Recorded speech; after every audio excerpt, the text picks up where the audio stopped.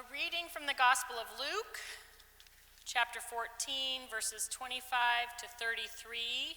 If you would like to follow along in your pew Bible, it's page 73. Now, large crowds were traveling with Jesus, and he turned and said to them, "Whoever comes to me and does not hate father and mother, wife and children, brothers and sisters, yes, and even life itself, cannot be my disciple. Whoever does not carry the cross and follow me cannot be my disciple. For which of you, intending to build a tower, does not first sit down and estimate the cost to see whether you have enough to complete it? Otherwise, when you've laid a foundation and aren't able to finish, all who see it will begin to ridicule you, saying, 'This person began to build and wasn't able to finish.' Or what king, going out to wage war against another king, will not sit down first and consider whether he is able with 10,000 to oppose the one who comes against him with 20,000? If he cannot, then, while the other is still far away, he sends a delegation and asks for the terms of peace. So therefore, none of you can become my disciple if you do not give up all your possessions." This is the word of the Lord. Good morning. Will you breathe and pray with me? You are held and hemmed in, and so am I. Divine love gently lays hands on each of us. You are known, you are accompanied, you are connected. We are. Infinite and divine one, please may we know this psalm to be true. Amen. Whew. I needed that breath. Did you? I needed it because I really don't like that Luke text. I really don't. I mean, that is a very hard text. If you're going to be with me, Jesus says, well, you can't actually, unless you're going to give up all your possessions. If you're going to follow me, well, you better be ready to think this thing through, this thing you're building, because it's going to be work. Oh, and if you fail, ridicule. You got to be willing to carry a cross. And I sort of felt like when I was reading this text this week, like, okay, Jesus, please just stop yelling at me. But this is the one that really got me. If you won't hate your parents, siblings, you can't be my disciple? I mean, really? We need a text right now like that in our churches actually calling for division? So I found myself thinking a lot this week about my in-laws, my children's Nana and Papa. And my children love their Nana and Papa, and Nana and Papa love my children right back, and I love all of them. But sometimes there's a little bit of vexedness in our family networks, and I was thinking this week about a period of time when my children were younger, and every time they came home from Nana and Papa's house, we got what I came to think of as the Nana and Papa recycling report. So for a while it went something like this. Mommy, did you know that Nana and Papa buy bottled water? And we'd say, yeah, we know that. And they'd say, oh, well, don't worry. We told them that buying water in plastic bottles makes Mother Earth cry. And then the next time they'd come home, they'd say, Mommy, did you know that Nana and Papa are still drinking bottled water? Well, don't worry. We asked them why they don't seem to care that they're making Mother Earth cry. And I would be like, oh my gosh, really? Like, good? So that's not a story about hating family, but it is absolutely a story about causing disruption in a family culture. And it kept coming to my mind as I was just wrestling with Luke, because I think it's because, well, we're all living through something in our collective lives. We are. And for a lot of us, not all of us, but a lot of us, you might know what I'm talking about, extended family has been one of the places that we have felt the difficulties of our social and political crisis, the crisis this country is navigating. I have felt this in my family network. So it makes perfect sense, in fact, that Jesus' words are so hard in this passage, because he speaks these words while he's on the way to Jerusalem. And we know what happens in Jerusalem, don't we? And he knows it too. There's a cross waiting on the end of that journey. And so Jesus is in some anguish. And he needs people who are going with him to know this journey is going to cost you something. And I also think that's why I find this text a little bit too hard right now, because I'm experiencing some anguish. In fact, I think we're all experiencing anguish. We are, friends, looking at things like the devastating reality of extreme weather. We are seeing it. May we pray for the people of the Bahamas. And we're seeing it in a time where a mind-boggling denial of climate change by the most powerful people on earth is the context. And we are watching, we're bearing witness to human rights violations right now being committed against children, against women who are fleeing for their lives. We're watching this. And there are so many people here in D.C., in Iowa, where I live, across the country, who are working so hard to proclaim a vision of justice and peace and human flourishing. People in this congregation, I have met some of them this weekend, and I am so grateful to have done so. But even still, we're bearing witness to so much suffering right now. And we are ourselves experiencing so much uncertainty. Someone asked me about the Iowa caucuses earlier this morning, and I was like, oh yeah, I got to get back to work. And it's hard. This feels really difficult. And so the last thing I need from the gospel today is for Jesus to start yelling at me. Do more. Give it all up. Hate your mom. What? Right? I mean, it's the cost of discipleship passage. And it's hard. It's a hard word right now. So I decided to step back when I was wrestling this week and read this passage in the larger context of Luke. And I'm so glad I did, because when I did that, the whole thing started to shift for me. It shifted a lot. Because the thing is that this gospel is beautiful. It's in this loving way, over and over again, Luke centers people who are the most marginalized in a very corrupt, very unjust social order. It brings into view over and over bodies, different kinds of bodies who don't typically get to be on stage. So there's shepherds, economically among the most lowly, and they get to announce a Messiah. And there's a barren, older woman, and barrenness was a huge social stigma in that context. Her name was Elizabeth, and she gets the miracle of pregnancy, and her husband is silenced by God during the entire thing. And let me tell you, men don't stay very quiet very often in the Bible. And so the result of that is Elizabeth actually gets to name their baby. She names him John. Her husband doesn't get to do it, which is normally how that went. And then there's Mary. And Mary sings this gorgeous song about the poor. She calls them the poor of the Lord. And scholars tell us that was a designation for children, widows, two of the most vulnerable groups, foreigners, and others who are the most impoverished and disempowered. The poor of the Lord, Mary sings, are going to be lifted up.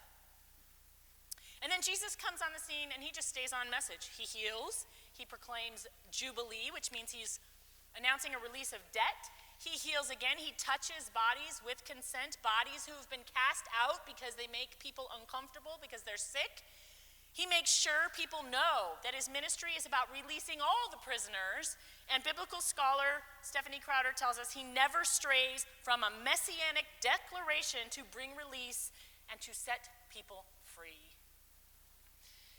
So he pretty much flips everything upside down. He reverses the way things are supposed to be. And basically, this is a radical love letter, the book of Luke. I'm wondering, If you have heard the saying before, you might not have, but I see it at some gatherings for protest and rally. People will hold signs that say, if I can't dance, I don't want to be part of your revolution. Have you ever seen that sign? Look for it. It's a really interesting sign. I've thought about it a lot.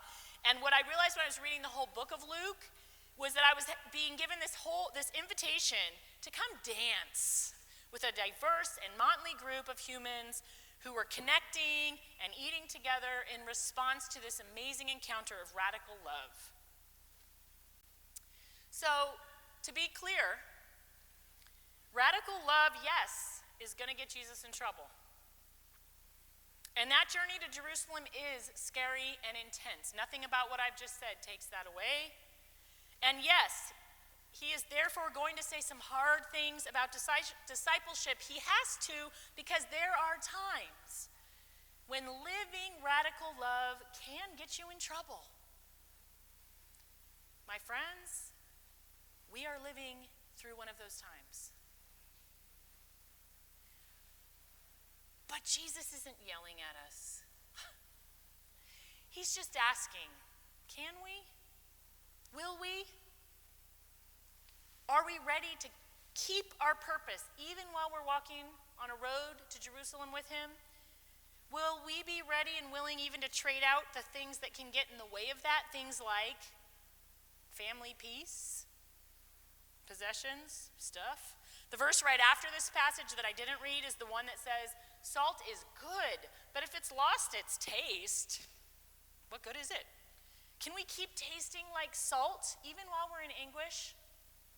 And the thing is, if I think the story of discipleship is mostly about being judged and yelled at, then you know what? Probably not. I probably can't.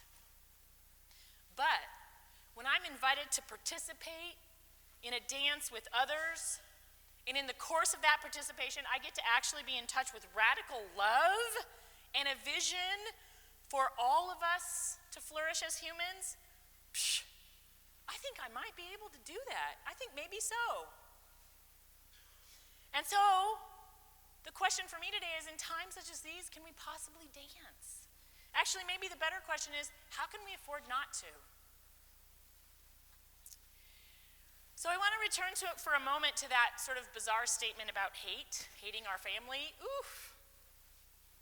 As you know, as Reverend Toole said, I've been thinking a lot as a very flawed and very much in process parent about raising children for justice, specifically about raising children for racial justice, and specifically because of who I am, raising white children for anti-racist committed justice.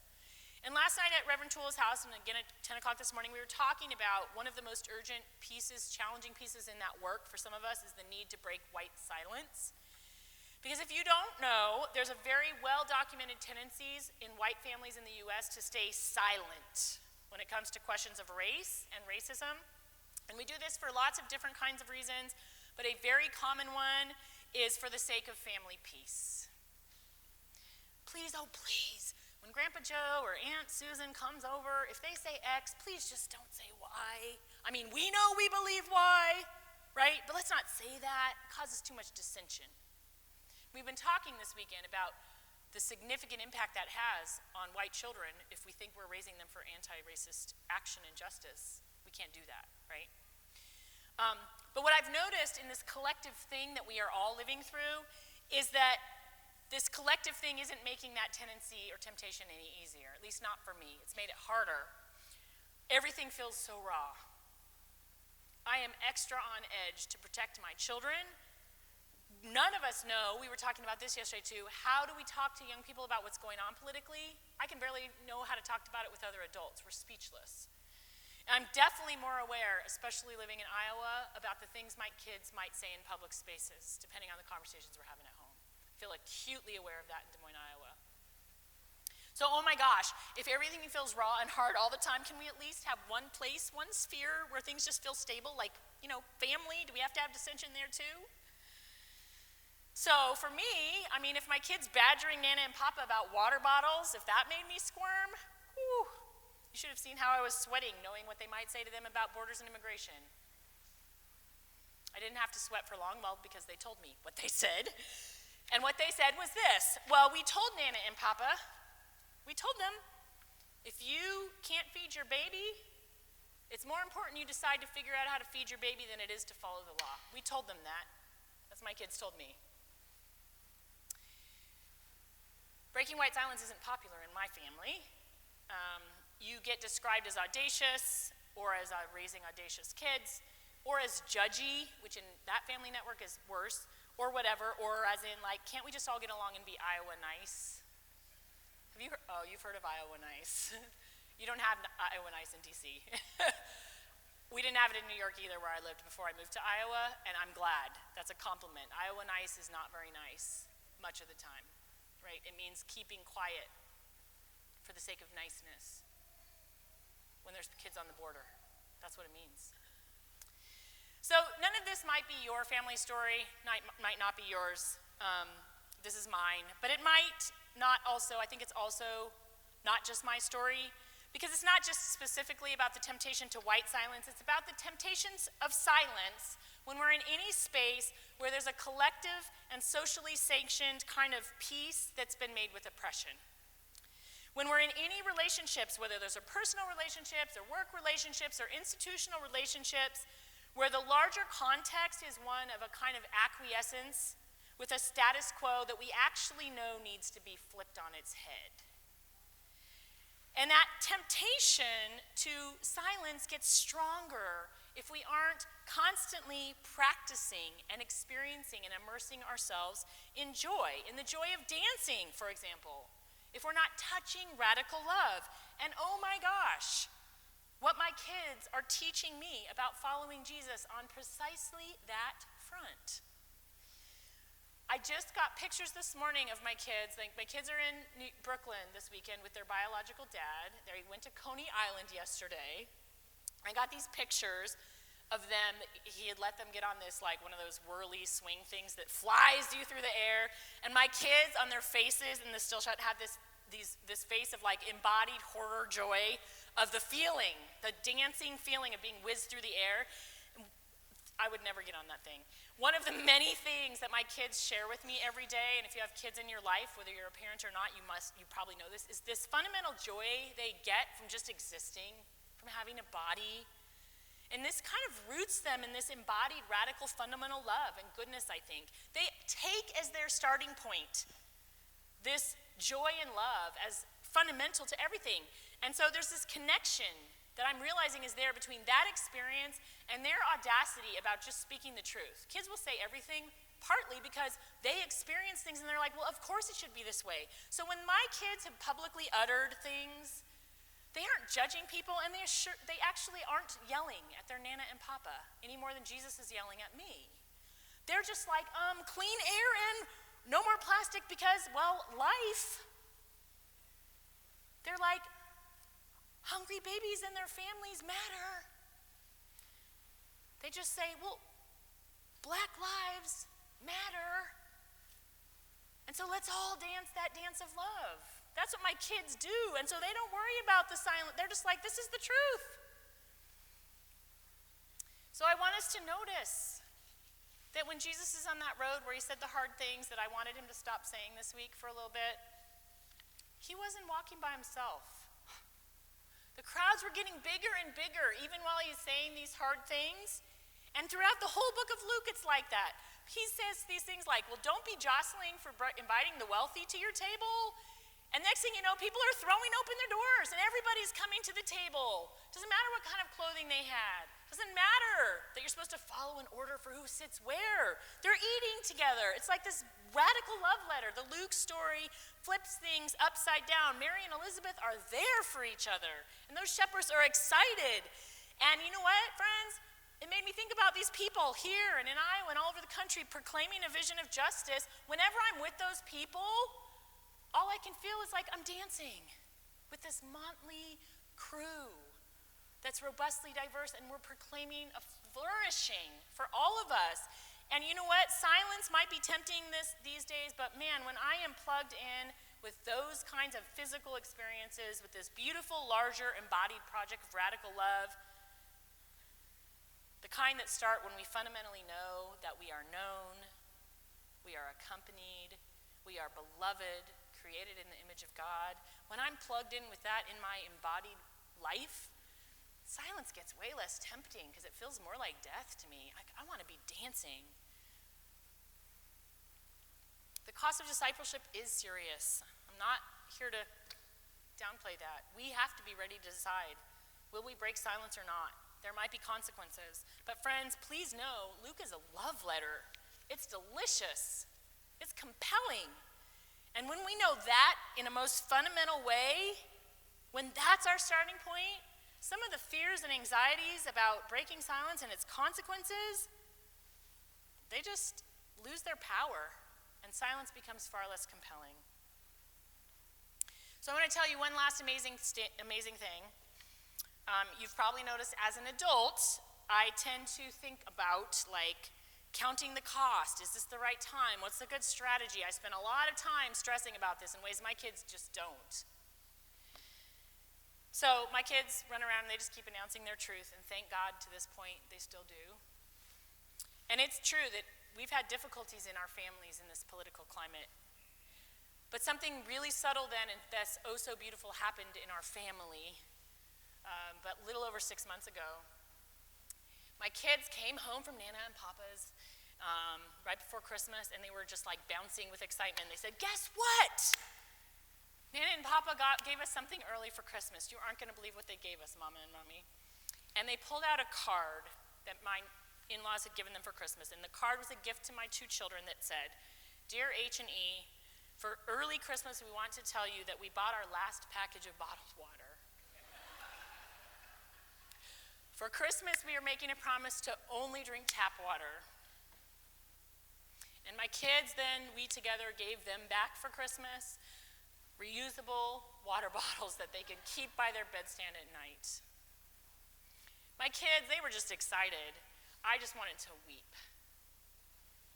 But it was one of those moments where I learned that the temptation to silence is actually really absurd. Because all I want is for all of us to flourish. All I want is to dance with others as we move through, yes, this difficult journey, but together create a vision of flourishing. And so, friends, in times such as these, can we possibly dance? Really, the question is, how could we possibly not?